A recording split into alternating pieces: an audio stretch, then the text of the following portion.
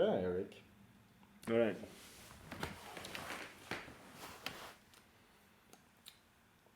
At that point, I said SolarFire cannot make any commitment without the feasibility study done first. In their framework, the word feasible doesn't seem to exist, they just make the project. This process of taking a country in Africa, Namibia, Ghana, then Myanmar, then Angola, and trying to get PPAs happens 4 times. Each time I'm arguing that feasibility needs to be solved, but I keep being vague, and Christian and David always want to go for PPAs first. At that point, since SolarFire didn't commit, we could just be one of many suppliers they are talking to. So when I hear from emails that they get their PPAs and that they are moving money around, I start to get worried, but I don't have proof. They could have other supplier and the project may be happening. We don't know why they promise. We don't know to who they. We don't know to who. We don't know to who they promised to who. So from my perspective, I interpret investor as venture capital investor who know about risk and due diligence. I follow up about Namibia and I hear from David that it didn't happen. I follow up for Ghana, again it just didn't happen. He doesn't give me any explanation, it doesn't have to, but I start to get worried of this process repeating without anything happening. And just a little detail, Myanmar is in Asia. That was thrown into the mix. That's the least developed project, but it's just thrown in there at some point. And then at some point they have like this. At some point they're trying to like at early stage, there's this company in Singapore that's going to be like the main contractor. Okay. Now you claim. Yeah. I have proof that even if the project didn't happen, they still got PPAs. Yeah. A power purchase agreement allows private company to sell electricity to the grid company, electrical network. A promise too. Promise. I have an email forwarded from Christian to Orion, retired engineer that made the ORC system. In this email, there's a confirmation that money has been moved and the first mention of money laundering. Until then, I never had to sign anything, so I didn't really care or went into it deeply. But in 2019, they start to go towards signing license on this technology that doesn't exist. Yes. I put my feet on the wall and I say either feasibility study happen or we out. Yes. I then receive some email from Christian and David, from Christian confirming that he and David had behind my back say to third party that SolarFire is committed. Yeah. To which I demand formally them to cease to use our material And to explain how they've been using it, which they then don't do. and to explain to us to whom it has been transferred. Yeah. And I received some email from Christian confirming that he and David at behind my back say to third party that SolarFire is committed, to which I demand formally them to cease to use our material and to explain to us to whom it has been transferred. Yes. And then we read the most key emails, but leading up to that, I'm trying to negotiate. Like, okay, we sign an MOU. I'm like, look, we sign an MOU where we have, like, what I'm trying to negotiate is that we sign an MOU where we help with the sales process, right? And then we have first refusal to supply. Like, we have a privileged supplier status. But Now, privileged supplier status, like this, a privileged supplier status just means like we have first bid, basically, right? But that doesn't commit us to do anything. It just means we can. So what I'm trying to negotiate is in exchange for helping with this whole engineering sales process and making, like, they continuously ask for documents and stuff, right? So for to continue to support whatever, like the sales or investment process, the deal making process. But when is it? So this is 2019. No, but like I say, I then received some email from Christian confirming that he and David at behind my back say that the third party of Solify is committed, to which I demanded formally them to cease to use the material and to explain to us to whom it has been transferred. Then, what did you do? Because like, all of, what you say is certainly interesting, but it doesn't have the story, you see. No, I'm just saying before that, what I was trying to do. But before that, like... Yeah, it was just for context. For context, and okay. this is why I put why I put my foot down, Mm-hmm. or the foot on the wall. You say that in French? Feet on the wall. Yeah. No, you don't say that in French. It's an English idiom. Okay, I've never heard of that. I've heard putting your foot down. Oh. Anyways, separate issue. Okay. But the because I'm like, look, if we sign an MOU, right? Where we have a privileged status, because I'm like, well, we can't build power. Like, we can do some things. We can't build a power plant, right? So we can do some things. So it will support the sales process in exchange for a privileged supplier status, where we're guaranteed, like in exchange for supporting the process, we're guaranteed one feasibility study at €20,000. It should happen before, but you say you can't pay for whatever reason. Okay, well, let's sign an MOU where it's guaranteed. If you get the PPA, we get 20,000. Did that MOU got signed? Pardon? Did that MOU No. get signed? Okay. So this is they refuse. They refuse to sign this. Okay. They refuse to negotiate, and they're like, no, everything happens after the PPA. You'll get your money later. Then I put my foot down. Yeah. Because they're like, that was my letter. I'm like, I kept on saying they refuse. Like, it has to be formalized. Yeah. Right. So the Christians are always like, no, nothing has to be signed. Whatever. We're all like, so everything's been like crazy ambiguous, right? Like, as you've seen, like nothing really is clear. They kept refusing all my proposition for formal agreement. Of what the hell was going on, basically. Agreement to do business in good faith. Yeah, exactly. In good faith exactly. and correctly. Yes. So then I put my foot down. I pull us out of the deal. And now this is like, you heard my email. Yeah, I am fucking concerned. So this is not like I pulled out of the deal, but I wasn't worried. I was super worried. My plan was to come back to Finland, talk to an expert. I think I'm in France at this point. And anyways, the point is just a little detail. I tell Ava, Urs, Lauren, that I suspect David's involved in some sort of money laundering deal. So this was before that you received the email from Christian confirming that he and David are behind your back saying... No, after. Okay, so let me... Because okay, sure. It's difficult, but like 2019 I start to go towards signing license on this technology that doesn't exist. I put my feet on the wall and I say either feasibility study happen or we out. Yeah. They kept refusing all my proposition for formal agreement to do business in good faith and correctly. Yeah. I then received some email from Christian confirming that he and David are behind my back say to third party Solar Fires committed, to which I demand formally them to cease to use a material and to explain to us to whom it has been transferred. Yes. So what happens after? Yeah. What happens immediately after is David phones me a few times to convince me to get back in the deal. David tried to call me multiple times to change my mind. Yes. So I write an email. I don't know. I can send it to you later. But I write an email to David. So I write an email to David where I say that without a feasibility study, we have no confidence in the process. If there is a feasibility study and the MOU I'm talking about, that would be radically increase our confidence. This is some sort of legitimate engineering process, right? So I'm like, what's happening is not legitimate. I say the only explanations I can see is it's bad faith business to use our technology without any intention that we benefit. Just like get the license, flip it, right? Using our technology.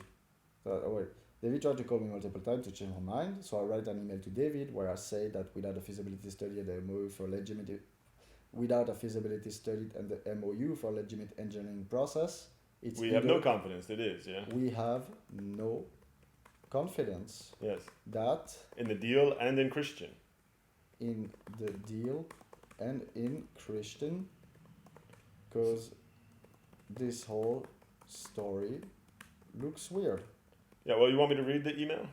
Yeah, and Christian. Or do you want to get it later? Like the key points is doesn't seem legitimate, and then I tell him it looks like either bad faith or money laundering.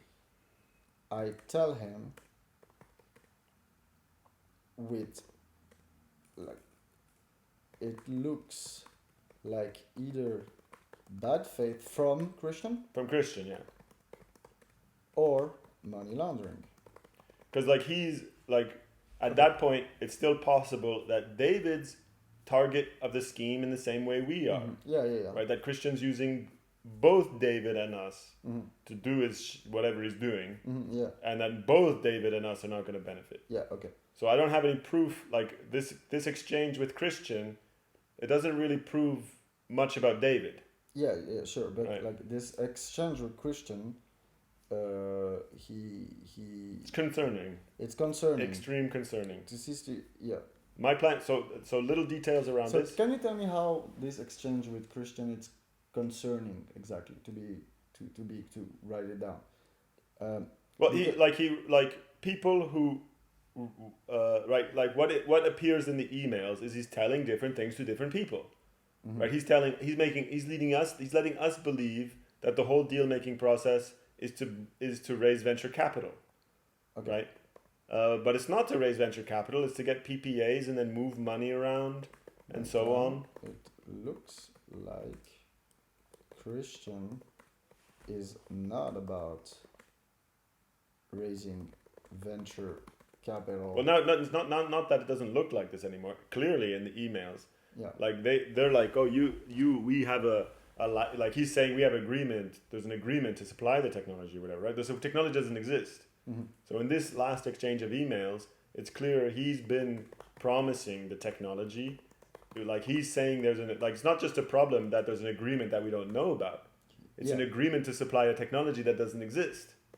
So it's like a double layer of. Yeah. Okay. So in this last exchange of email, he's saying that he promised to third party the delivery of a technology that doesn't exist and despises all my warnings. Yeah, and it's clear. And he also says, "Oh, we've never considered anybody but Solar Fire to deliver the project." Right. The only way it kind of made a bit of sense before is like if we're one of many suppliers, because we're not delivering a project. So, because I would talk to them about like, okay, yeah, like these PPAs. Somebody, you can always just do photovoltaic panel. Can you quote that? We never consider somebody else.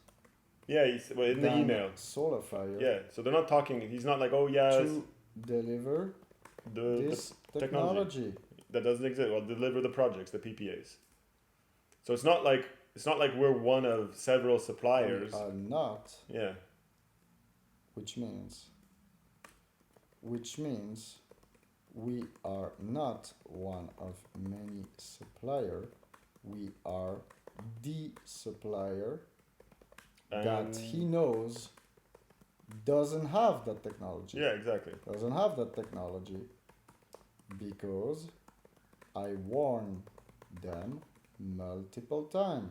Plus he himself says, the technology that Grelec has is homemade. Yeah. Nothing ever is done more than that.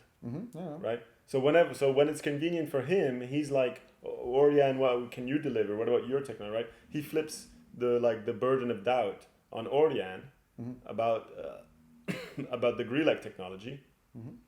But then years later, he's like, okay, let's raise 260 million euros to build this, and it's still homemade. Right? You can't go from homemade to 260 million euro projects without a few projects in between.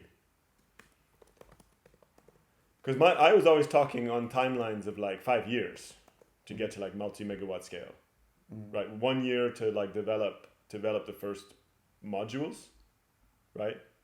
Then like then the next year maybe make like a 10 module proof of concept of the ORC system, right? Then the next year make like maybe the first small scale commercial, like do the farms or whatever, right? So proof of concept, then we can deploy like 10 or 20 in whatever suitable markets, right? And then, multiple scale ups from there to get to like multi-megawatt, right? Like what we're talking about is like insane complexity and difficulty in engineering development. let's move back. David tried to call me multiple times to change my mind, so I write an email to David where I say that without a feasibility study and the MOU for legitimate engineering process, we have no confidence in the deal and in Christian. I tell him it looks like either bad faith from Christian or money laundering. Yes, and the last conversation with David, I'm like, where's the like he's because then David tries to convince. David says, "Oh, I'll put in 5,000," and I'm like, it doesn't like I don't care if you put in any money. Right? The problems with Christian, he represents himself as a millionaire, moving hundreds of thousands of euros around the world, making telecoms, had paid back 20 million euro debts to FinFund and Swedefund, right? And he can't put in 20,000 for the the most basic engineering step possible in 5 years or whatever, right? So I tell David that it's like the problem with Christian, if he can't put in the money for the feasibility study and to do the MOU or whatever, then it just not legitimate. Like I don't care, and 5,000 is not enough anyways, and I don't really care if you put in the money. That doesn't solve the problem. And then I'm like, and where the hell? Well, we're talking about people keep on talking about investors. This is like, where's the money coming from? And then he says, he's like, I'm like, where's the money coming from? That was one question. And then I'm like, we cannot build this plan because he's like he tries to convince me we can build something in like 18 months in Angola. Yeah. And then I'm like, we can't build this. It would be false to say otherwise, right? So then he's like, the money's coming in that conversation. He's the first key question. Money's coming from the ex-president of Angola and a colonel. Like, fucking weird. Then to the second question of like, well, we can't possibly build this in 18 months. It'd be false to say otherwise, right? I'm saying, going around telling people we can build this is fraud, right? You can't knowingly, like you can fail. You can't know you're going to fail ahead of time, right? That's fraud because if you promise, like I can promise in good faith and fail in good faith, but I can't promise you I'm going to do something and know ahead of time I'm not going to do it. And especially even worse, I know ahead of time it's impossible to do. So I tell him that, and he's like, doesn't matter. We'll get our money anyways. Key phrase. Okay. And so the money to do what? Like, because the promise, there's just some vague promise that we'll get 20,000. Let's. I tell him to look at like either bad faith from Christian or money laundering. Then I have two problems, and I expose that to David. One, from where is the money coming from anyway? Christian presents himself as some kind of millionaire moving money around the world. Hundreds of thousands, if not more, and like they've already said, like they've secured the finance 260 million. Hundreds of thousands.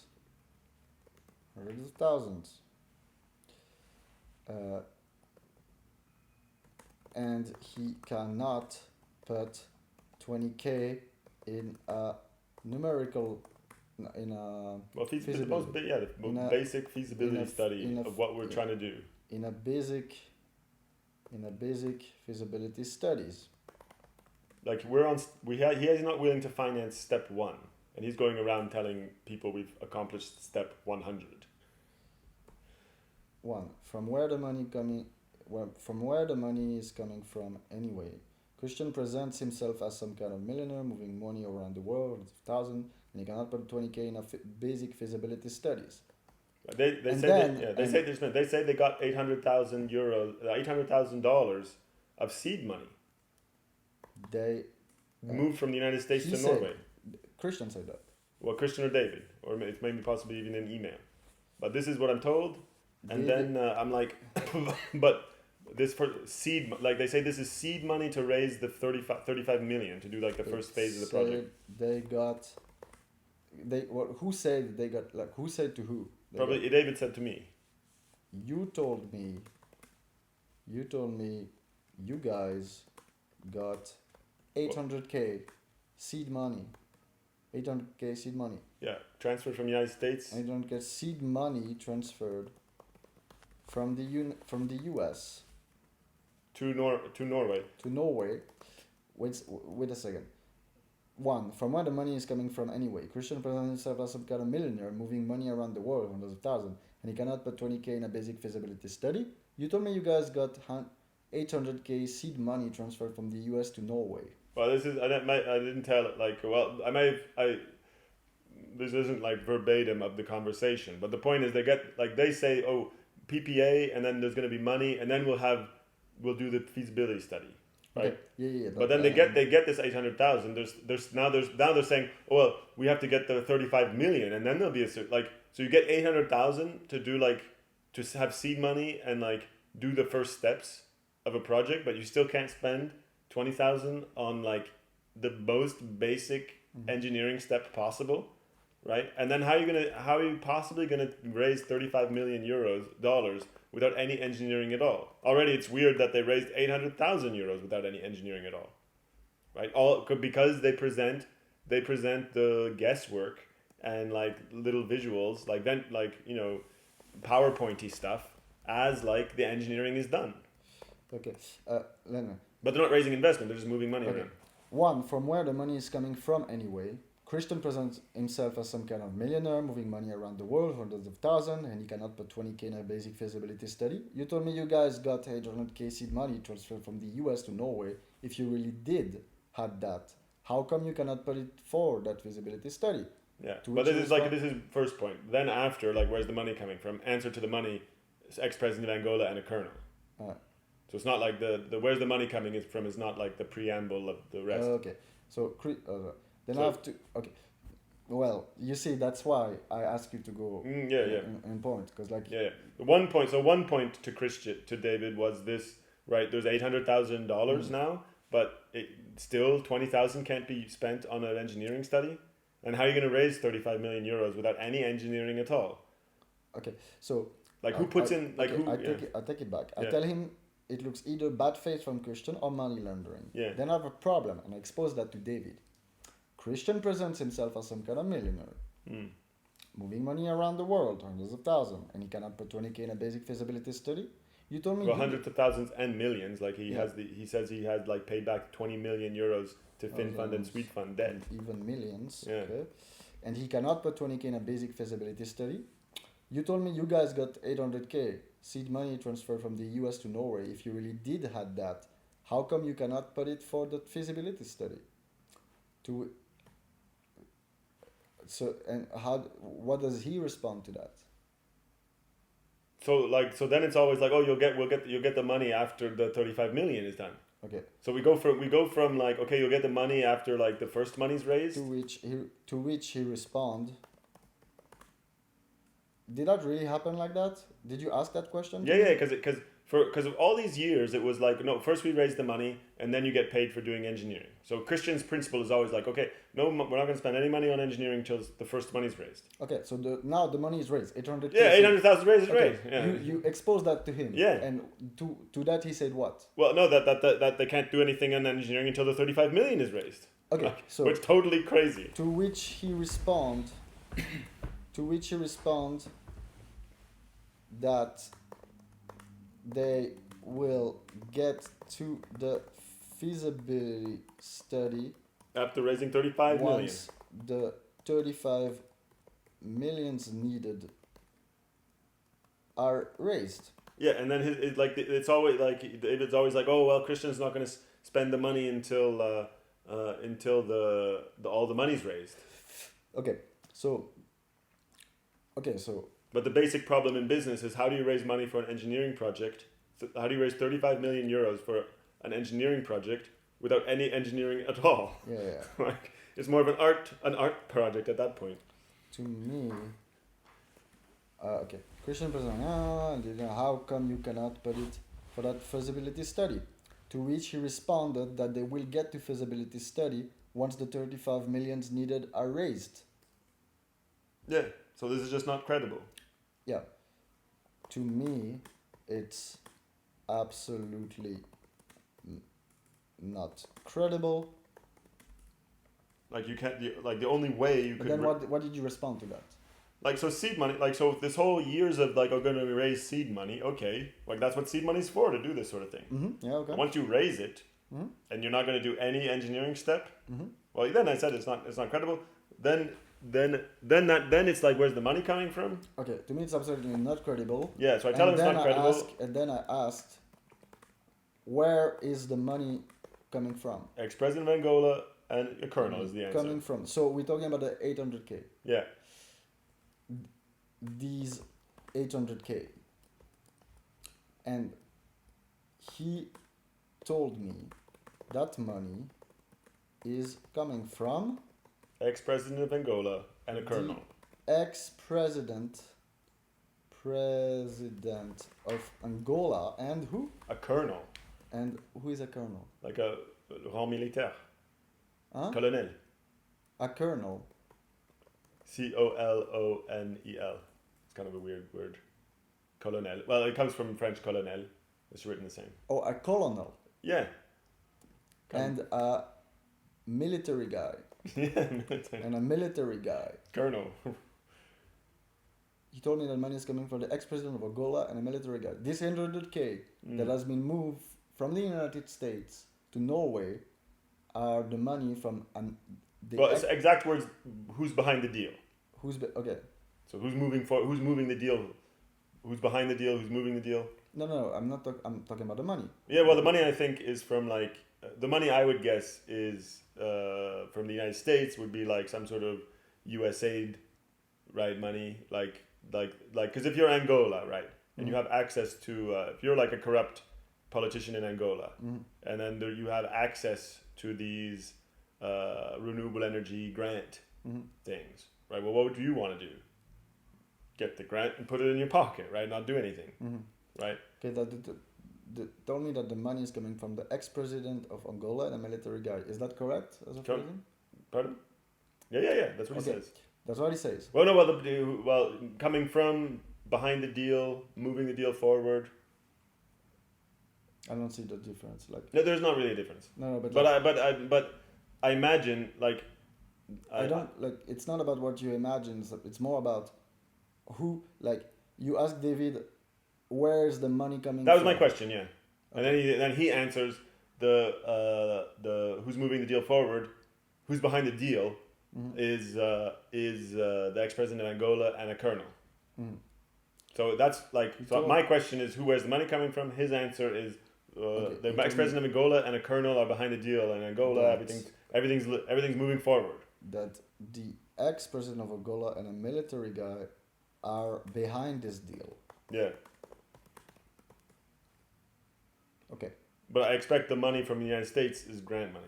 But this can be checked by the authorities. Yeah. This is like I don't have to prove. Yeah. No, you have. And that's why I tell the police go talk to the Norwegians if this 800. Yeah. Okay. Right. If it's moved, then okay. So to that, he tell you that. What do you do? Then and then these conversations are really weird. Like he's just like for me.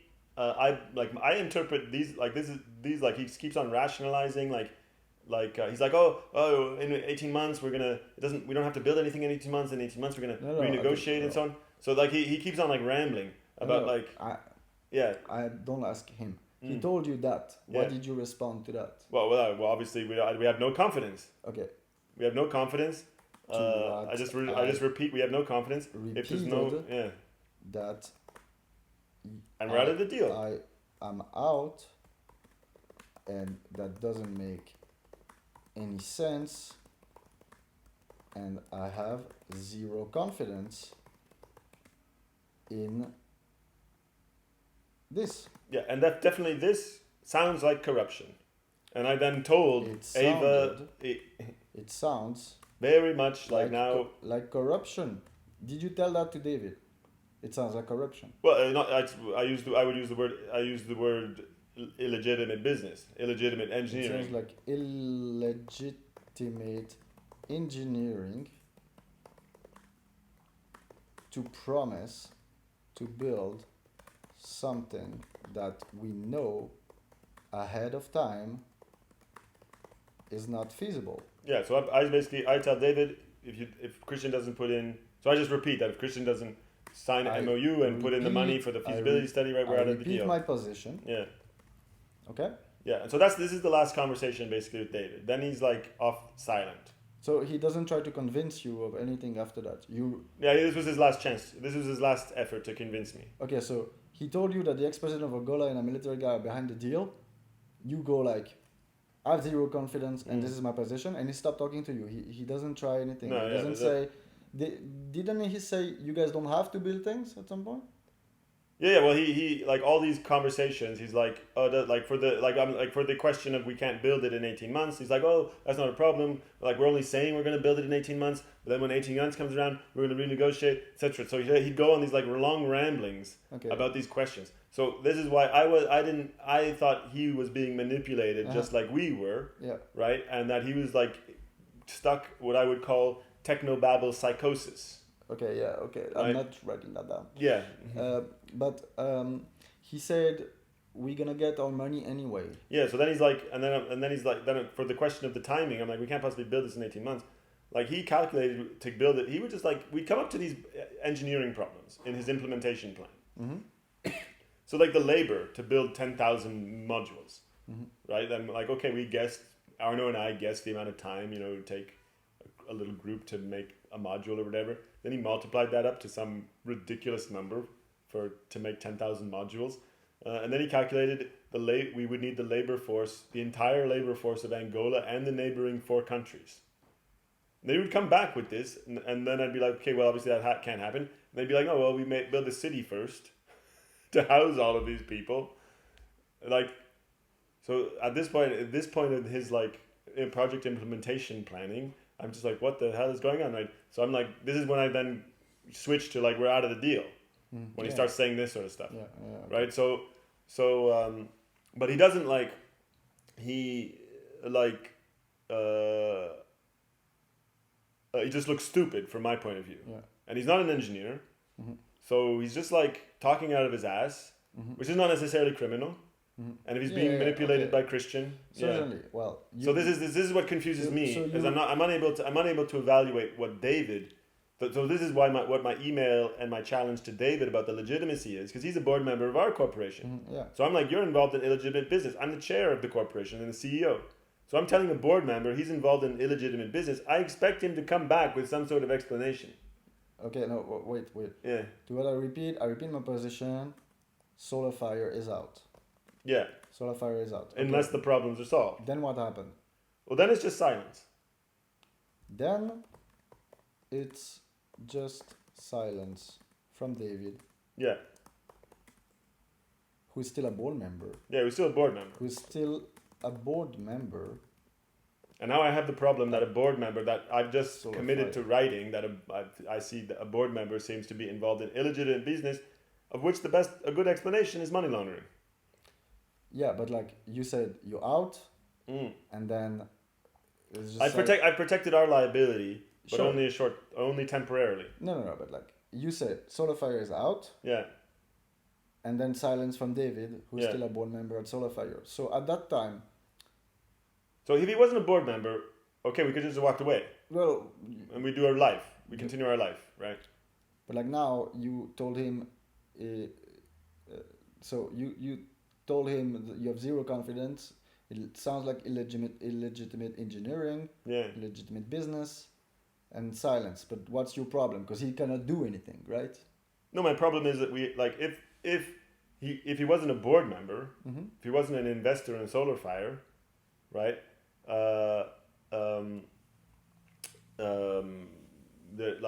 We just walk away. Well, you did walk away there. Yeah, no, but we can't walk away from David because he's on the board. Okay, so, but like, it's silence, so. Well, okay, that's not, like, first, obviously, Christian has been using our documents. Okay, yeah. So if it's illegitimate business, I want to know. Okay. Right? So my plan is to sue Christian. Okay. If Christian and David are still business partners, right? Well, now there's a huge conflict of interest. Okay. Now I'm in a weird position. I'm suspecting illegitimate business. And Christian defrauding it, and fraudulently using our material. And that would mean Christian is fraudulently fraudulently Yeah. using our material produced for David. Yeah, well, yeah, basically, yeah, for David. For David, all these years. Yes. All these years. My claim. So My claims are still the same. Stop using a material. Stop using a material, and tell me. Yeah. To whom you've been forwarding that. Yeah. Forwarding that. So he doesn't answer the question. Who? David? Christian. Okay. So Christian doesn't answer the question. I demand that to Christian. He is not answering my question. So from my perspective as CEO, right, there's an IP risk here. It's my responsibility to know how our IP is being used. So it's not like CEO. it's not like a drama club and you can just walk away and join a different drama club. There's an IP risk. Yes. And if it is illegitimate business, I don't want our material to be used in crime. What's even worse is that Our material is used in crime. our material may be used for crimes. Yes. So if it's bad faith business, I don't want our material to be given to bad faith people who then sell it to the Chinese or whatever, right? And then if it's criminal, I don't want crime. I don't want our material to be used in crime. My reputation and my company and so on used to do crime. So this is so my plan is to sue Christian about that because he doesn't answer me. So now it's got to be to sue Christian about that. Yeah, get an order to get the material, right? So like an order to get the material back. Yes. And the list of third party to whom it has been transferred. Yeah, so this is the first step, is like secrets violation. Right, we have a right to our business secrets. Yes, also another thing is that they said we never considered somebody else than Solafire to deliver this technology. They also have promised behind your back that you will be there. Yeah, but all that's all I know is that they've been using, like, from what I'm worried about, like, if they were doing bullshit and David wasn't on our board and we didn't give them any material, like it was just talks, weird business talks, and then okay, whatever, I pull out of the deal. Yeah, I pull out of the deal. I never talked to them again. But you gave him documents, yes, and then you ask things from Christian, and he doesn't answer you, and David is silent. Okay. Yes. This is 2019. Yeah, so I'm worried about so what's the business interest, right? Because as CEO, as you know, you have to have a kind of business reason to do things. Yeah. So the business reason is protecting our IP. Yes. So as CEO, I view myself as the ultimate, like my main job is to protect IP. Yeah. So now he's fucking with my main thing. Yeah. So this pisses me off. And then, but I don't know where David is. Yeah. Right. So I don't know if I have to start a legal fight with Christian or with David. So I'm trying to see how David positions himself. So I've said some serious shit to David. So I expect him to either come back and be like, give me some reasonable explanation.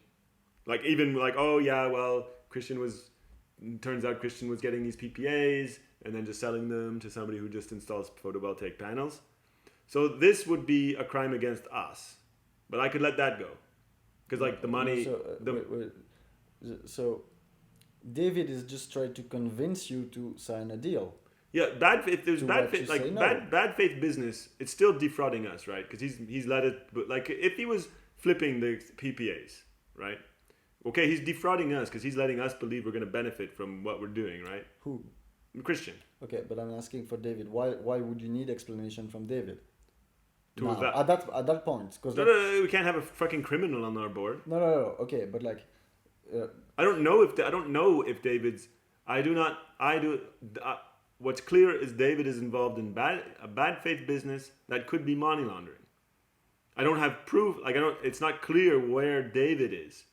So David, what I expect. Did you threaten him? That means that he told me that the ex-president of Angola and a military guy behind this deal, to what I repeated that I'm out, that doesn't make any sense, and I have zero confidence in this. It sounds like illegitimate engineering to promise to build something that we know ahead of time is not feasible. I repeat my position, SolarFire is out. Yeah, so but before... this is, to me, when you say that to someone, you're just being like, okay, you know the deal you're working on? No, we are not doing that. Yeah, but he's a board member. Okay. We can't have a board member who's money laundering money. Yeah, but like... with our documents. Okay. So we have to get to the bottom of this. Okay, so also, we have to get to the bottom of this, especially considering all the documents that has been forwarded to other people, to David, who used it for whatever, representing us. And then David's a board member. If he's been misrepresenting us, right? If he's been fraudulently representing us, who knows what he's engaged? Now that as CEO and chair, I know David's possibly bad faith, right? I have to protect the company from fraud. Representing us. Okay, so can I phrase it like that? Yeah. He told me that the ex-president of Angola and a military guy are behind this deal. Yeah. To what I repeated that I'm out, that doesn't make any sense. I have zero confidence in this. It sounds like illegitimate engineering to promise to build something that we know ahead of time is not feasible. Yes. I repeat my position, SolarFire is out. Also, we have to get to the bottom of this. No, I don't tell him that. That's the position afterwards. Like, that is silence. So I'm just like the problem then of no answers. There's no legitimate answers. Yeah. Right? Because before going to an accusation, first you may ask questions. Then it's just silence from David. Yes. None of the questions are answered. Okay. None. Okay. Because. Right. But silence from David. But crime is the last option, right? Okay. So. You go through all. I start to think that we have to get to the bottom of this, especially considering all the documents that has been forwarded to David to use it to represent us. There's a risk for David misrepresenting us. Yeah. So we can't have that. Okay. Right, and I can't let the thing go on as he knowing I have these suspicions. As still a board member. Yeah. No, he's still a board member. So this is what you don't want in your business. Yeah. A board member coming to you with what looks like money laundering. Okay. So it's very important. SolarFire is out. Then it's just silence from David. Yes. I start to think that we have to. Well, it's not I start. It's my reaction, my immediate reaction to this. To the silence. Well, yeah. Well, to the conversations. Yeah. Okay. And no reasonable explanation to anything. I start to think that we have to. Well, so. I think like my reaction, or my position. My position is that we have to get to the bottom of this, especially considering all the documents that have been forwarded to David, over the years. Mm-hmm. Over the years. But most importantly, we have to know if David is laundering money or not. There is a risk for David misrepresenting us, yes. as he's still a board member at SolarFire, and since all of it was so weird, I would expect him to answer my questions. Can we summarize your questions? Well, those were where the money and the legitimacy, about the legitimacy of the process is coming from. Or maybe they work out a deal with Christian, who puts in the money for one explanation is Christian is just cheap. He doesn't want to spend money if he doesn't have to, but he does have the money, right? Yeah, and he could spend it. But so. It's more like what could happen. What could happen? What David could do. He could come back to me and explain that there's some legitimate resolution of us pulling out. For instance, like another solar thermal company that has a reputation replaces us. Because their thing doesn't work without us. Right? The ORC system doesn't work without the solar thing. Yeah. So David could come back and be like, okay, you left, but this other solar thermal company came in. And that's important to disclose because now there's a conflict of interest. Now David's working with another solar thermal company because there's all these conflicts of interest now being created. We may sue Christian, who's David's partner, Christian and David may make a new like we're out, so maybe Christian and David make a new partnership with another solar thermal company that's competing with us, right? So there's all these there's all these. So David can come back and be like, okay, look, we understand you were out. We understand you didn't have the money to do it anyways. Like maybe you can come back and having learned something about engineering, and then he's like, well, we went with Toshiba. Okay. So, but just like this is to me is very key here. I really need to understand. Because like you're mixing things. Well, there's the last conversation what you just wrote about the last conversation with David. Then there's no more interaction with David. Okay, there's no more interaction with David.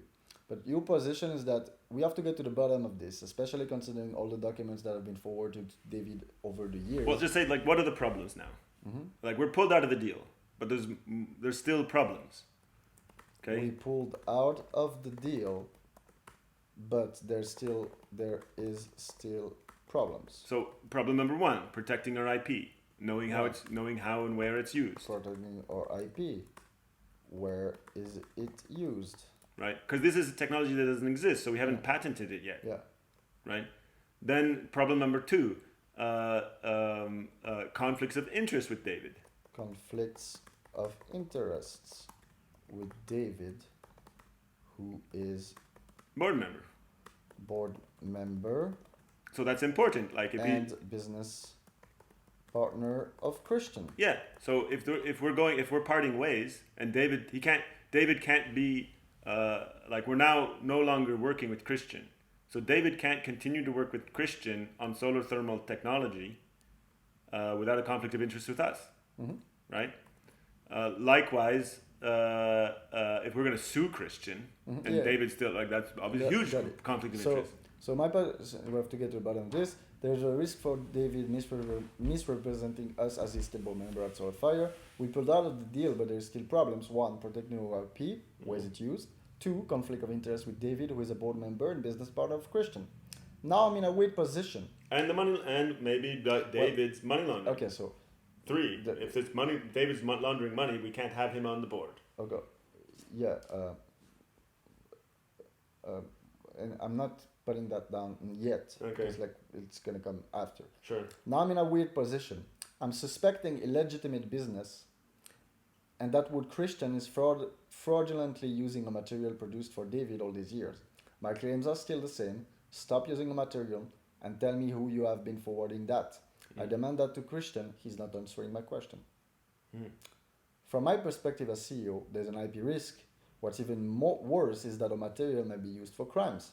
My plan is to sue Christian about that, get an order to get the material back, and the list of third party to whom it has been transferred. And that's where the expert comes in. And that's what. Okay. That my plan is to return to Finland. Talk with an expert of what to do. Return to Finland. And talk to an expert in what? Well, the law. This kind of law, like business secrets law. An expert in business law. Oh, business secret, like this sort of IP, like I don't know, intellectual property. Maybe Coaster, like we have our patent attorney. Talk to an expert about patent, like an expert business trade secret. Yeah, like what can we do? And this is where then patent attorney, etc. Yeah, basically what to do. But also then there's the risk. There's this whole veto power of legal processes, right? So how to manage like. So I need to talk to an expert. Yeah, maybe just business. Anyways, expert. Well, in money laundering, that's how I'd go to first, right? Yeah. Okay. And so maybe there's many experts that would be needed. But like now, it can be bad faith business. Well, it's for sure. Like now, I'm convinced Christian is bad faith. Okay. Yeah. So my plan is to return to Finland and talk to an expert, business trade secret, patent attorney, etc. Okay. Yeah. So, what happened next? So then, and I tell another note. I tell Ava, Urs, and Lauren. I tell Ava, Urs, and Lauren that that we're out of the deal because we've been like that we're out of the deal. Are out of the deal. And it looks like money laundering, and the colonel and vice ex-president of Angola is totally sounds like corruption. And Vice President of Angola Sounds like corruption to me. sounds like corruption. So I explained it that, like, and and Urs is in copy of the email I sent to David. Explain, like, where I say it sounds like illegitimate or so. Anyways, everybody's aware.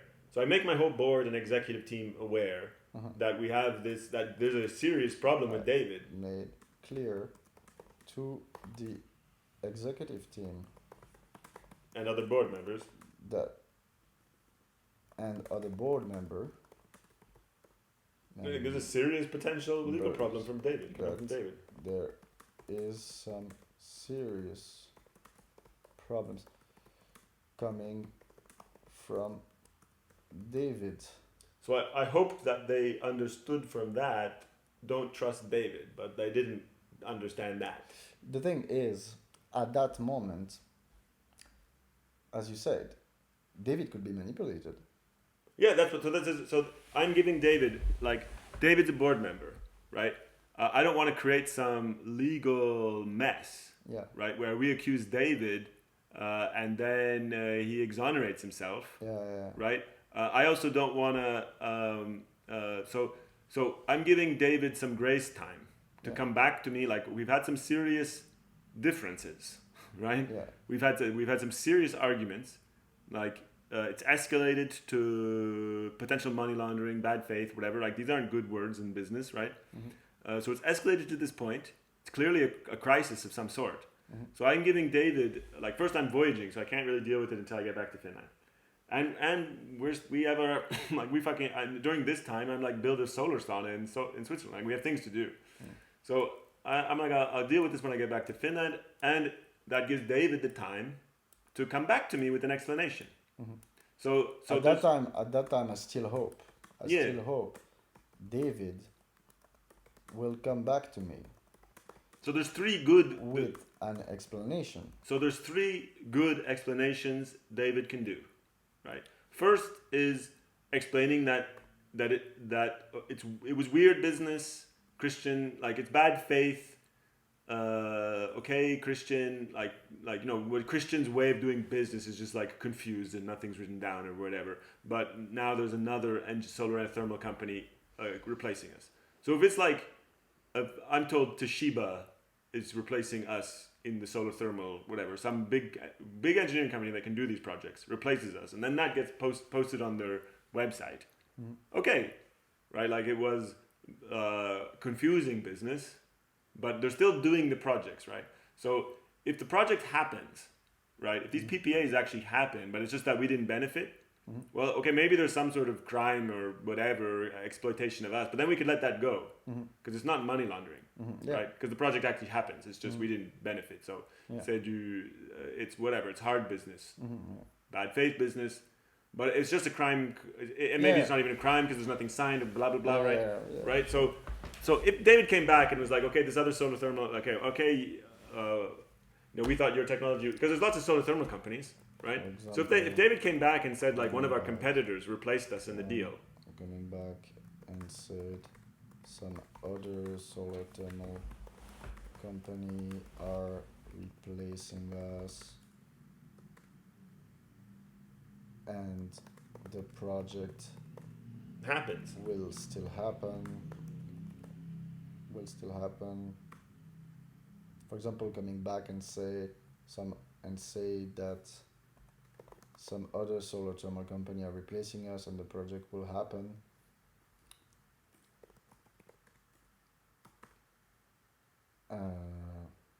Would make sense. That would make sense. Yeah, like, we're not the only solar thermal company. Yeah. He needs solar thermal technology to power the power system. What else can he say? So the other thing he can say is, like, whatever, some sort of excuse, but he's out of the deal too. Right? Like, he could exit the deal too with Christian. But it's not, somehow not money laundering. Somehow explaining it as not money laundering or whatever. We're not going to, like, do anything. Like, if David just exited the deal, like, we exit the deal and then Christian exit the deal, okay, whatever. Like obviously, you exit the deal and then David exits. Sorry, if we exit the deal and then David exits the deal, then okay, maybe maybe we can just let it go, you know, continue our lives or whatever. Christian can. And exited the deal because of what? Well, like if he's how are they going to make these projects without a competitor? I mean, without a solar thermal supplier, right? So if they don't get a solar thermal supply, like if Christian can't go and get a replacement for us. Well, I mean, David obviously has to be out of the deal because he's not Solar Fire. No, because he's Grelec. Yeah, okay. Right, Grelec. Coming Grelec. back and apologize that he also exited the deal as Grelec, yeah. Greltech. Because how do these deals continue if you don't have the solar thermal energy source? Like how are you going to make a solar thermal electric power plant without the solar thermal power source? Right? So either there is only one of two options. Either we're replaced, right? We're out, but we're still essential, right? Or I mean, our what we're supposed to be supplying is still essential. So if Christian really didn't understand that we couldn't make these plants all these years, well, then he goes and finds somebody who can, right? And then David comes back and he's like, oh, there's lots of competitors that. Because, okay, so for example, coming back and say that some other solar thermal company are replacing us and the project will happen, that would make sense because Christian would have finally realized that we can't build it, that and Solar Fire cannot build what he wants. Cannot build what he wants, or even coming back and apologize that he also exited the deal as Greltech. Well, if there's no, how are you gonna because if we're not replaced, there's no business gonna happen. Since we are not replaced. Okay. So David can come back and be like, okay, yeah, you pulled out, and then the deal fell apart, right? Maybe Christian exits the solar thermal space. But none of that happened. None of that happened. Then the third thing is he can come back and be like, looks like money laundering to me too, Eric. Also, we got to be careful. Coming back and say, it looks like money laundering. We need to be careful. Any of these three. Yeah. And like David. These three. Yes. So. But David never came back. No. Never came back to me. Did you write to him to say, hey? Well, then I get back. No, because I'm going to go to an expert first. Okay. David never came back. Anyway. Like I've made my questions. They're not answered. I'm not going to remake them. I'm going to go to an expert because what to do, because the legal process can be very complicated. And if I go through an expert and an expert says, look, I know it sounds sorry about that. David never came back to me. I didn't repeat my questions. They were clear. Can I summarize your question now? 1, where's the money coming from? No, well, he answered that. But the question that's not answered, that would be a legal process, is who have they been sharing our IP with? Yeah, okay. That would be the legal question that remains. You been sharing our IP with? So Christian doesn't say, David doesn't say. So this would be this is what the legal process would be start with. Right? I want to know, and that's my goal. Like the state maybe wants to investigate money laundering. But my goal as CEO in such a legal process is understand where our information went. So, but David never came back to me. I didn't repeat my question. They were clear. Who have you been sharing our IP with? Yeah. Okay. Next. So then we're building saunas and we're doing all our business, building saunas, contracts in Africa, etc. And so I come back. This happened fall 2019.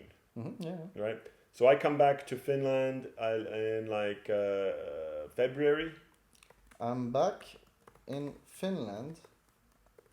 2020. February 2020. Okay. Yeah, and then. Then I start looking for an expert.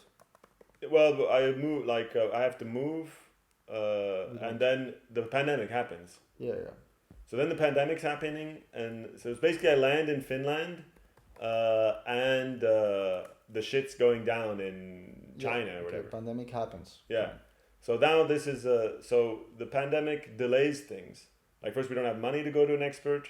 Also I can't go in person. Like now we're like suddenly in lockdown. Thing happens. Everything. We are in lockdowns, and things starts moving slower. Yeah. Then our go toward bankruptcy. So it's like because like obviously if I knew how the pandemic would have unfolded, I would have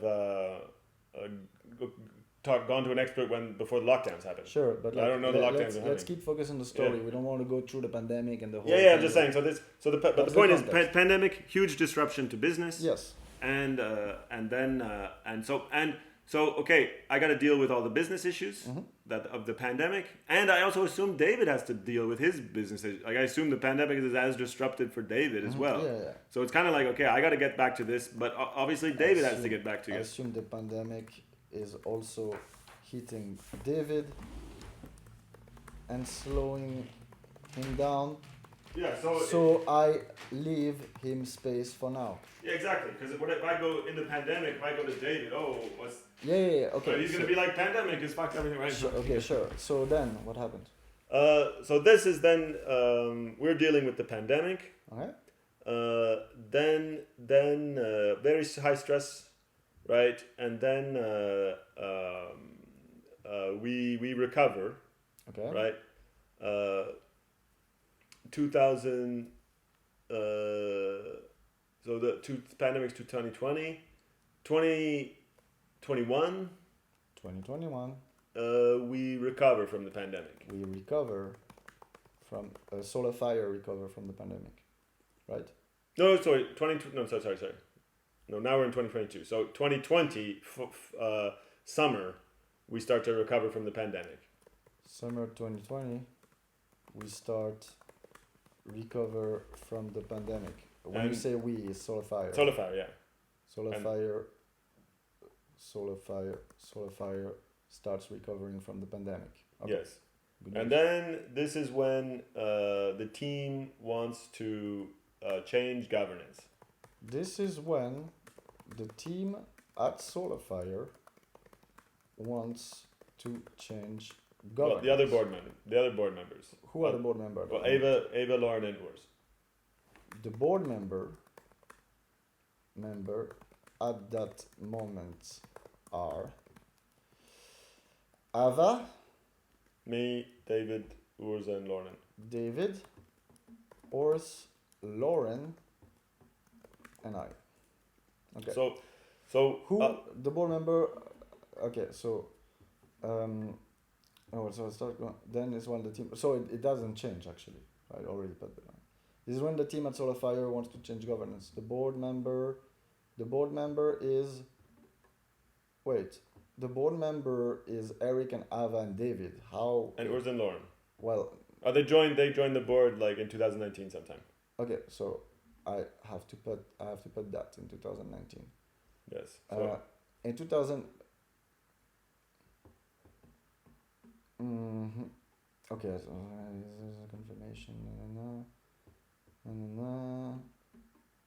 Okay, 2015, paid on engineering. Okay, this sounds from David.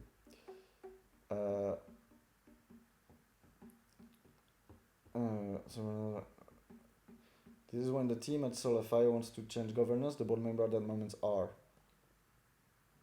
Eric, Ava, David, Urs, Lauren. So Urs and Lauren are new board member.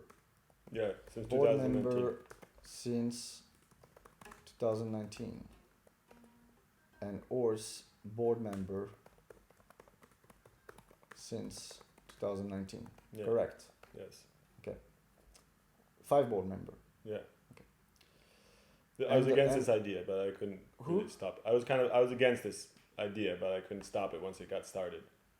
Because Urs and Lauren Like it's just a detail. Okay, I knew this was an unstable recipe, it's and I knew that Ava had done this in case she ever wanted to vote again, outvote me. yeah. Okay, sure. Because David always just voted for whatever I like. David wasn't. I guess why that was so confusing. David had never done anything like question. So summer 2020, Solify starts recovering from the pandemic. This is when the team at Solify wants to change governance. And now this strategy is working. So, tell me a little bit something like. They want to change governance. Tell me a bit how that happened. Who sent an email? Who asked for changing governance? How did you came to know about it? What happened? Well, Urs and Ava, I guess, like we had one board meeting. Like Urs and Ava brought this up, improving governance. They called it, and that before, like, because I was focused on raising money, right? Especially the solar sauna, because especially like in the pandemic, we're in lockdown. But I live in an eco village. We can build a sauna and make media, right? So I'm trying to optimize our business, and the sauna, like the whole reason that that we're able to recover from the pandemic and get high margin NGO deals and stuff is because of our press that came from the sauna in Switzerland. Okay. So I'm focused on that, and then I'm focused on the building up towards the A round. Okay. Raise 2 million, and Urs is supposed to be, and then I'm focused on that, these big deals, and Urs is focused on the small deals, making sure we have enough money to survive. So it's kind of Urs is on the small money, revenue from the NGOs, which is starting to be really good, but a little bit but like you see, everything is looking good. Yeah, why would change a team? Why would you change things? Like, where does it come from? Why do people suddenly want to change governance? Well, so there's several coinciding things. First, we build up to 60,000 in cash with revenue. So it's not like we raised 60,000 investment; it's going to be gone soon, right? We raised up to a 60,000 cash position with projected revenue, with a formula that works. Like now, all these projects are profitable, right? So suddenly people realize the business is worth something, right? Like until then, it's like Eric, deal with it. And everyone doesn't want any responsibility, right? Except they kind of perceive being a board member as not having responsibility. Like Ava quits as CEO to be not liable. I'm like, you're still liable as a board member. She didn't understand that. So, and neither Lauren and Urs also don't really understand that they're liable as board members. I told them when they joined the board, I'm like, well, now you're responsible. I'm not responsible for what you do as a board member. You are. You gotta act. You're responsible. Like the law is, you have to know. You're supposed to know, and if you don't know, you're supposed to go to an expert. So I explained to them how it worked to be a board member, and my problem at that time was I knew they wouldn't take it seriously. So it's huge risk, but Ava just randomly promised them. It's like, oh, you should be on the board, and you are a core team, and it's that the board is where the vision of the company is decided. So the situation is unstable because Urs and Lauren joined the board, but I couldn't prevent it because Ava then sold it to them as that's where things are decided, which is not true because like before then the board was just like stable. Before then, until Lauren and Urs joined, the board was just like the legal stability place. Right, and then things are done by the executives, and we agree everything on the executive level, and everything was always consensus driven. At no point was there like some board vote that like voted against what the executives wanted. So the thing was managed by the executives.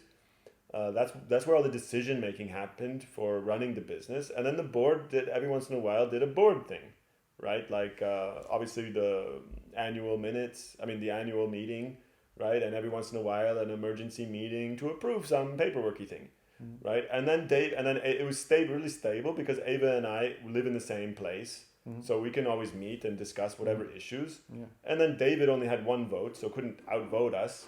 Okay. And he'd participate every once in a while in a board meeting and give some exterior perspective, which is useful. Yeah. Right. So the board was before Lauren and Urs joined, the board was very efficient. If there was like like the board just met to deal with some legal issue, and David has a law degree, right? Mm-hmm. So his opinions were, he never had like what he wanted. He never pushed for anything. So he would just show up and give his advice, and then we'd make a decision, always unanimously. Okay, so there's a, so, okay. So I don't know. So this is just setting up the context. Yeah, okay, Yeah. okay. So then Ava, who later tells me, putting Lauren and Urs on the board was for revenge against me. Like, that's her words. Because I know she's putting Lauren and Urs on the board only so that she can outvote me and David. Because David is not a crazy business person. Like, he would just, whatever, if it was any business issue, he'd just have a common sense business person. Like, we want to make more money. So that would be my CEO position, right? We need money. So but Ava has sometimes ideas that are like in conflict with making money, doing business, right? Like I'm and it doesn't know the law. So like Ava's willing to break the law. Like we hired an assistant, and she immediately said, "Oh, by the way, if we don't have any work for you, you take a vacation day." And I'm like, "That's illegal. That we are not asking you to do that." Right? Like you work for your vacation, you deserve your vacation. If we don't have any work for you on your schedule to work, that's our problem, not your problem. Right? So Ava, she doesn't care about the law. So sometimes, but David has a law degree, so he's not going to do something just straight up illegal. Like he has to rationalize it, right? But like that's not my question. Yeah. So, but I'm just saying this is the setup of why unstable. That's the setup. Yeah. Why would the people, like, the thing is working? Yeah. Why, like, this? Now the power struggle. What? Now it's working. Now suddenly people are interested in the power. Okay. So power struggle, classic power struggle. Because our company started finally being revenue positive. Being revenue positive. Of course. With lots of prospects. Of course, it is the door to power struggle. And then I'm the CEO, the managing director, and the chair of the board. Mm-hmm. So I agree that this isn't the optimum governance. Mm-hmm. Right? It's better that these three positions are three different people. Mm-hmm. Right? Yeah. So I have no problem with the idea that governance should be improved.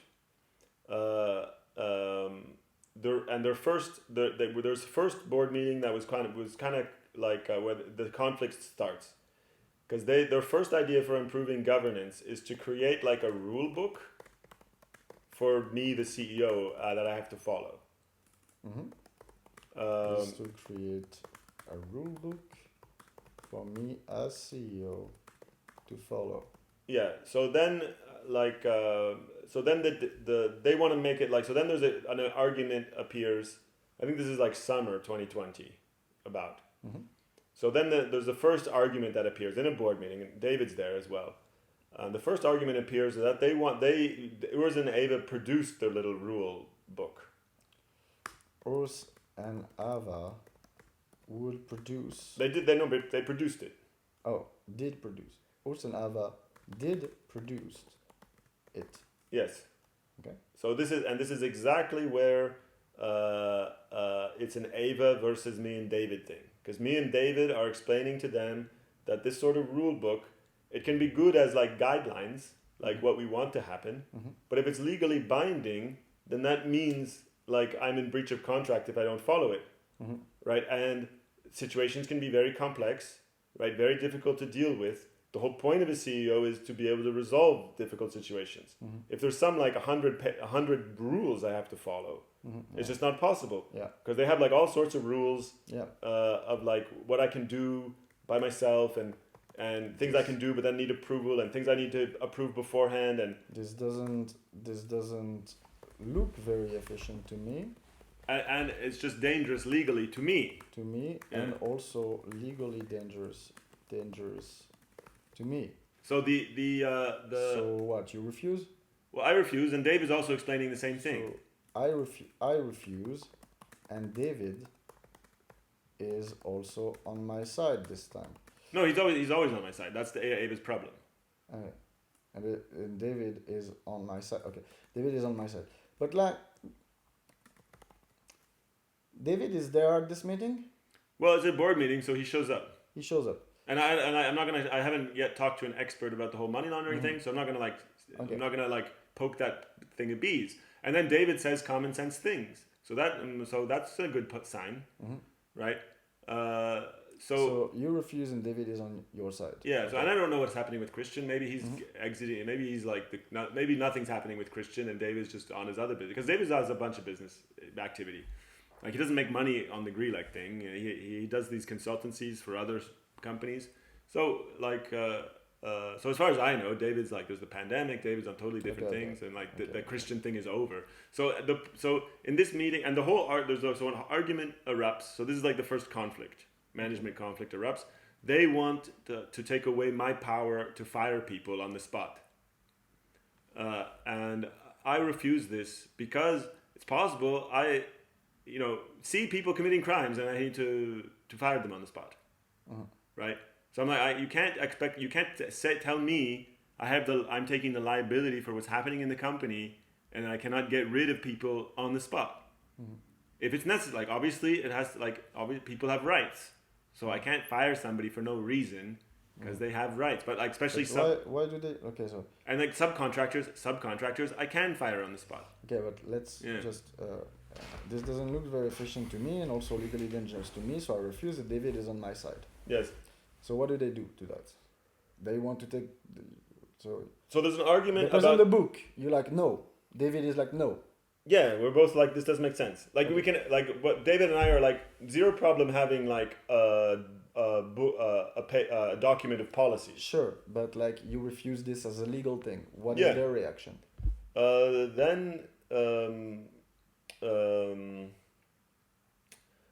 then they like, oh, well, then it gets into this broader discussion about the governments, improving governance. Okay. They're like, okay, the governance has to be improved. Obviously, this idea is not working, but they kind of then it goes back to the governance needs to be improved. And I'm like, well, sure, government's good to improve the governance, but we should first be sure of the strategy, right? So I want to talk strategy first, and then governance. Like so. I'm like, right, that we don't run out of money, basically. And they're like, no, this is a governance meeting, you can't talk about strategy. Okay. And then they bring out this rule that like it's not on the agenda, therefore we cannot talk about it in a board meeting. Okay, fine, but like, who cares? Yeah, then it's like they need to improve governance. It's not, and I really want to improve governance, but they don't know how anything works. Because I explained to them that the board has this is where they don't understand how anything works. So I'm like, I explained to them that the board has the power, right? And the board can meet anytime, right? So like as CEO, I have to make decisions. I'm liable and responsible for day-to-day decisions. The way it works is the board supervises me, and if there's something you guys disagree with, you call a meeting, and you vote to change it, right? Like let's say I do fire somebody on the spot, and the board disagrees with my decision. Well, hire them back and fire me, right? You can do that in a week. Yeah. You go to the guy, say, no, that wasn't right. But in order to manage, I need the power to manage, and I'm liable for it. So you can't take away my power to manage how I want, but keep me liable for it. Okay. Right, and then if the board meets and makes a decision, well, then the board members who vote for that are liable for it. Sure. Right. So I explained to them that there's the power of decision making, and then there's the liability, and I say no problem sharing the power of decision making, but you got to share the liability too. Yeah.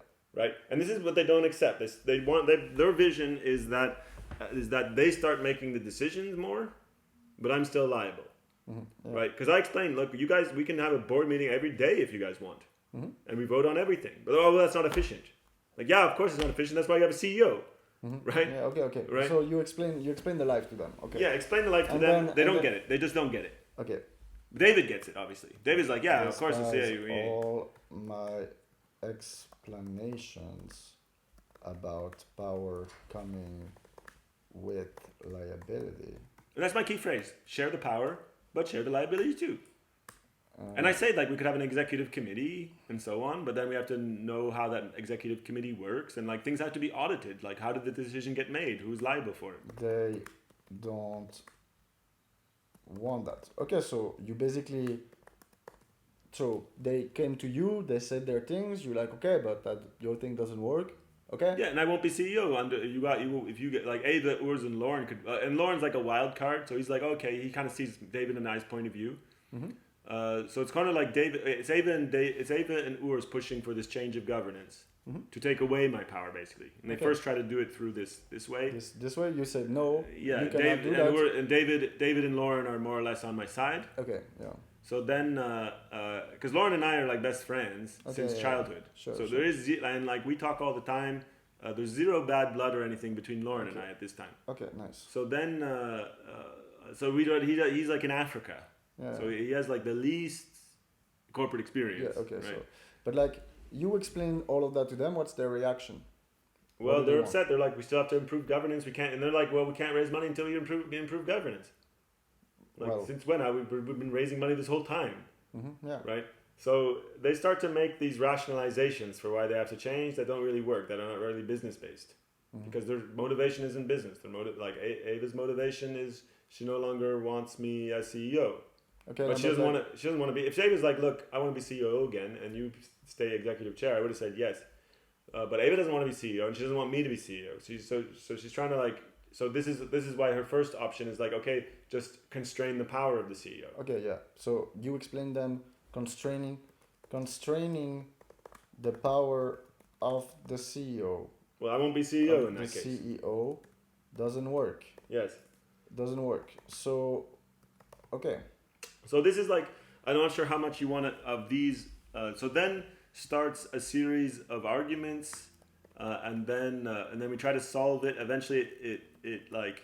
A series of arguments. Yeah. About what? Like what? All sorts of different stuff. Like then it starts like just arguing about everything, and then I'm trying to do my job. It starts, and then where it starts to become like a crisis for me is when they get together and they make this document where Urs says the status quo. If the status quo doesn't change, he's not motivated to like raise money or find clients or do any of the important stuff he does. Mm-hmm. Right? So, and the strategy doesn't work. Like, if Urs doesn't, like, the strategy is Urs is on the small money, leading the small money as COO and the operation. He's chief operating officer. So he's on the operation. Like, we're actually now transitioning into a more normally company where the COO runs the company. And the CEO is on the next big things and the big deals. So, wait a second. Despite all my explanation about power coming with liability, they don't want that. Constraining the power of the CEO doesn't work. So, a bunch of tension emerge from their frustration, I guess. Yeah, and then like Ava and Urs's problem is that Lauren isn't convinced. Lauren's like, things are great, like we have money. Like from Lauren's perspective, this is good. That we have money and business is going good. Yes. So Lauren's perspective is like, if it's not broke, don't fix it, and that's David's opinion as well. Yeah. Okay. Like, so what? So then. So they have to. There is no problem. So Ava and Urs have to make one, basically. Okay. Ava and Urs then emerge from. Doesn't work. So a bunch of considering the power of the CEO doesn't work. So Ava and Urs make this document what? Well, they made that document, but we don't vote for it. Yes. So Ava and Urs. Okay, so considering the power of the CEO doesn't work. Yeah. So Ava and Urs do what? So then the next idea is that I'll stay CEO, and Ava will become chair. Okay. Because like I'm like, okay, like we can share these power positions, but nobody, like, there's no talk of anybody else being CEO. Or I tried to convince Urs when Ava quit as CEO. I tried to convince Urs to become CEO, but under my condition, but from my point of view, my concerns was he didn't live in Finland, so that would so that's solvable problem. And I told Urs, like, well, look, if you commit to coming to Finland a lot, and then we can talk about strategy and so on, and you can deal with CEO things here in Finland and so on. Like if you want to be CEO of a company in Finland, it's kind of a big commitment to go be in Finland a lot. Okay, so considering the power of the CEO doesn't work, so it will stay as it is. Well, then we agree. Ava and I agree that I offer Ava that she can be chair. I offered Ava to become chair. Yeah. She accepts? She accepts. So then we're gonna have a meeting to discuss that. Accepts. Yeah. So then there's a board meeting set to discuss that, and then before that board meeting, so then this is where the interpersonal, Ava's upset at me, and I mention. He's very upset at me because at this time, she wants to get. She doesn't like because she quit as CEO. When she came back, it was under the condition because she quit the CEO and quit the company. Mm-hmm. So she wasn't even working for the company anymore. Mm-hmm. Then then there was total crash crisis, and we had like a debt degrade. Mm-hmm. That I told Ava to take care of. Like it was over 700 euros. Mm-hmm. That we didn't even know who the debt was to, some sort of obscure Finnish institution. Okay, we didn't even know. And I'm like, go fight it in court. Like, we can't have a debt degrade over 700 euros that it's not even clear that we owe the money. Mm-hmm. Right? They just go to some institution says we owe them 700 euros and they just go to the whatever debt rating, however it works in Finland, and put us in B rating. And this prevents us from raising like traditional bank financing and so on. So Ava is upset at you because? Well, then when she came back from the company, it was under the condition that I was CEO and I'm her boss. Mm-hmm. Right? And I offer I knew Ava wouldn't want that, but for her, she didn't want the liability. So again, I offered Ava, I said, look, you can either be an employee, she's like, I don't want any responsibility, I want to be an employee. I'm like, you're a board member anyway, so you have plenty of liability. So I offered Ava that instead of coming to work as an employee, that she becomes chair. Mm-hmm. And we pay her to do whatever. I'm like, you can either be chair and then you do your own thing. Right? I'm the CEO, whatever, I run the company, and then you're chair and you do your own thing and you can go and explore and network and make new ideas and businesses, right? And you're totally like a wild card. That's what a chair can do.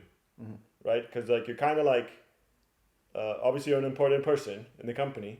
Mm-hmm. Right, so you can represent the company in high-level negotiations, independent of the CEO. Mm-hmm. Right, obviously you got to communicate, but a chair can show up and talk business with anybody, right? Mm-hmm. So I'm like, look, you can be chair, and we pay you, and you do your thing, and I'm confident you're going to bring in deals. You're going to bring in totally new opportunities because that's a good dynamic. That there's like a wild card executive out there. Mm-hmm. Okay. Connecting and making new stuff happen. That doesn't tell me why Ava is upset at you. Well, she chooses this employee. She's like, no, I don't want to be chair. I don't want the liability of being chair. I'm just going to want to be an employee, normal employee. She has this kind of I offered Ava to become a chair. She accepts. No. This is before. Because she quit as CEO. Then she comes back as an employee instead of coming back as the chair. Because she quit CEO. So that's how I become CEO and chair and managing director because she quits. Then, a year later, she comes back because I fixed the company. She messed up the company as CEO, basically, with the debt, and then there was no money, and then I had to go fix things. So she ran out of money, and so she's just I can't. She's like, I'm out, and she made money elsewhere. She's like, I can't take this risk. I'm going to make money. So she makes money, and she builds a consultancy agency. Mm. Then I fixed the company. And Ava still has a huge amount of equity, mm-hmm. Right? So it would be good if she worked for the company. Mm-hmm. She should be super motivated. The company succeeds, mm-hmm. Right? She's the other biggest shareholder. Yeah, but in terms of I'm gonna smoke first. Yeah, but anyways, to answer your question, so she comes back as an employee. She insists on being an employee, and then she agrees. She signs a contract that being an employee means she's under my direction as CEO. But then, once things go better and we have money or whatever, she announces the principle that I don't tell her what to do. And that I basically have no power as CEO at all, and that she can contradict me anytime, anywhere, in any context. So this is where the arguments start. is that we have this meeting with our partner. And during this time I negotiated a super important deal with our engineering partner in France. Because she doesn't want to be an employee. To be under my authority. Yeah, exactly. Okay. So there's this meeting, so the arguments start with this meeting that we have with our French partners, and I tell our position, the position of the company. I do my CEO thing, because they're like, we'll develop this on 3 years. I don't have 3 years to do something that can be done in 4 or 5 months, right? So some consultancy guy who's like participating in the project in France, he's like, we can't be too ambitious. We need to have a 3-year plan. I'm like, no, this is not, like, we're in this exponential growth phase. We're talking with Hardevi, etc. 3 years doesn't interest me. So I say, no, this has got to happen quickly, and it can be done like this. Now, okay, if it doesn't work, okay, it takes longer. Right, but the plan has to be, it goes quickly, and it's important that the plan is it goes quickly, because that's how you raise investment. You don't raise investment saying you're going to make money 3 years from now. Right, so anything that's useful to me is what's happening in the short term, because I'm trying to go towards the A round. I'm trying to convince Hardevi. So I'm not going to put money and resources and time into some 3-year plan. And it happens in a year, right? Like, this is the craziest part, is like, I say it can happen in less than a year, and then it does, putting the product on the market. Okay. Right. But Ava, this is like, so I just present this CEO position, and Ava jumps in to contradict me, to tell me I'm wrong, to tell me it's too ambitious, a year or less, and this is the right good consultant, and just starts arguing with me. In the meeting. In the meeting, yeah, contradicting me. In front of them. In front of them, yeah. Okay. So afterwards, I'm like, the CEO cannot be contradicted in front of partners. Of course. Well, or team that happens all the time to me. Yeah. It's not good for business. Of course not. Yes. So I say, no problem, like I explained, no problem with contradictions in private, either one-on-one in meetings with me or board meetings. And then we decide what the position of the company is, and then we present that. But it's important that management appears to be unified and not arguing, right? Because conflict in top management is not a good sign, right? And Ava just refuses this idea. Then she lives this as I'm like controlling her. Like, this is just management 101 from my point of view. And then she lives this as like I'm controlling and abusing her. And she convinces Urs and Lauren that this is like controlling, abusive behavior that of like in pride. Like, then they do these, like, she starts back, like she gets together with Ava and Urs about this and say that I have to be opposed, that I'm like they come up with the idea that I'm a tyrant. Just for saying that the management position should be unified, and the place to make the management position is the board, where they have more votes than me. Okay. So this is where like not understanding how the board even works causes all of these problems, and why this is all because Urs and Lauren joined the board, because Ava wants to be able to outvote me and David. As a tyrant, and